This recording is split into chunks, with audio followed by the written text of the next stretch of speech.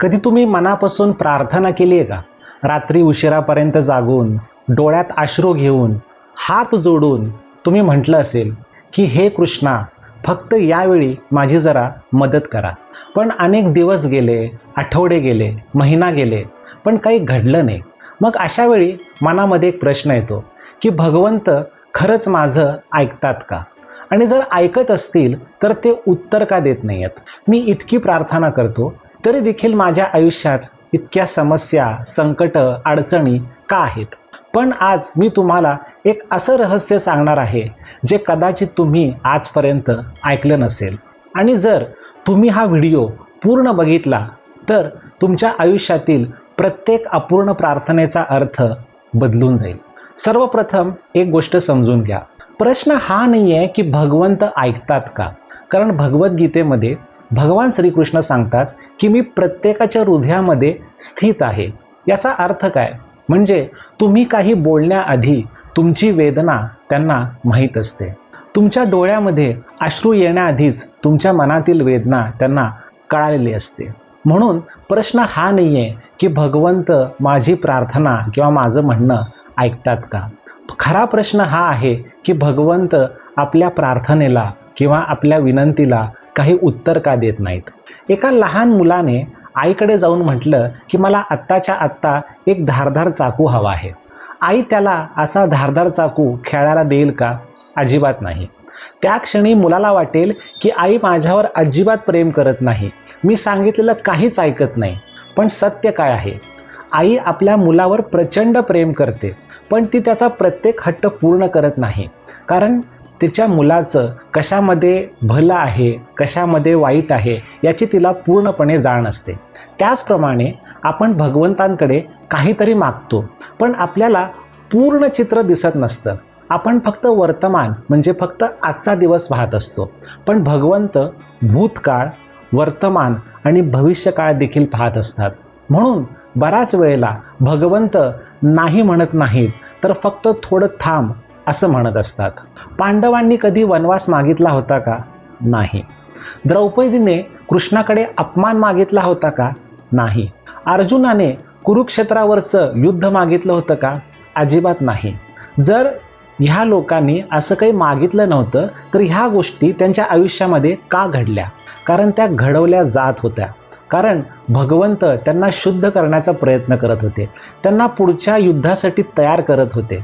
जसं सोनं अग्नीमध्ये शुद्ध होतं त्याचप्रमाणे भक्त संकटात अधिक तेजस्वी बनतो, भक्ताच्या आणखीन जवळ होतो आणि पूर्णपणे शरणागत होतो. महाभारतामध्ये आपण पाहतो की प्रत्येक संकटानंतर पांडव भगवान श्रीकृष्णांच्या अधिकाधिक जवळ येत गेले.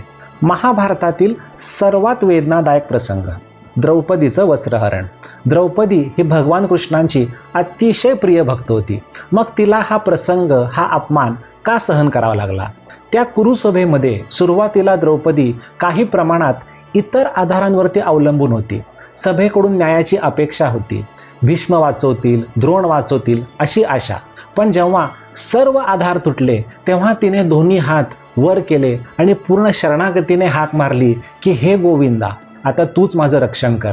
आणि त्या क्षणी भगवान श्रीकृष्णांनी तिचं रक्षण केलं. आता सर्वात मोठं रहस्य तुम्हाला समजून सांगतो.